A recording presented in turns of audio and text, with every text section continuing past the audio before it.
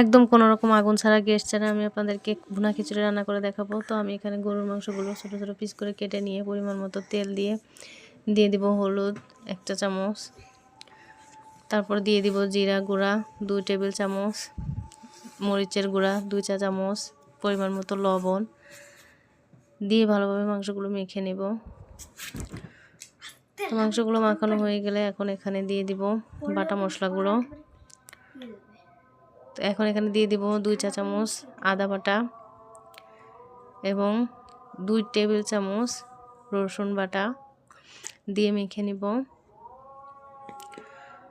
তো মাংসগুলো ম্যারিনেট করে রেখে এখন আমি এখানে রাইস কুকারে তেল দিয়ে কিছুক্ষণ বসিয়ে রেখেছিলাম। তো তেলটা গরম হয়ে গেলে দিয়ে দিলাম দারচিনি, এলাচ, তেজপাতা, পেঁয়াজ কুচি, কাঁচামরিচ কুচি, একটু ব্রাউন কালার করে ভেজে নিব। ভাজা হয়ে গেলে ম্যারিনেট করা মাংসগুলো দিয়ে দিব। মাংসগুলো দিয়ে কিছুক্ষণ নেড়েচেড়ে কষিয়ে নেব। তো কষানো হয়ে গেলে এখন আমি এখানে দিয়ে দিব ধুয়ে রাখা ভাতের যে চাল আছে, সিদ্ধ চাল, মুগ ডাল এবং মসুর ডাল। তো এগুলো আমি দিয়ে দিব। মুগ ডালগুলো একটু ভেজে নিয়েছি আগে। আর দিয়ে দিব গাজর কুচি এবং আলু দিয়ে নেড়েচেড়ে আরও কিছুক্ষণ ভেজে নিব চালগুলো। তারপর এখন এখানে দিয়ে দিব গরম পানি।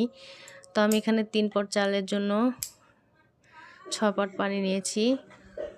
নিয়ে এই তো এখন আবার নেড়েচেড়ে একটু মিশিয়ে দিলাম। এখন এখানে দিয়ে দিলাম 2 চা চামচ গরম মশলা গুঁড়া আর ধনিয়া পাতা কুচি দিয়ে নেড়েচেড়ে মিশিয়ে এই তো আমার রাইস কুকারে একদম ঝরঝরে ভুনা খিচুড়ি মাংসের। তো এইভাবে আপনারা গ্যাস বাঁচাতে পারেন।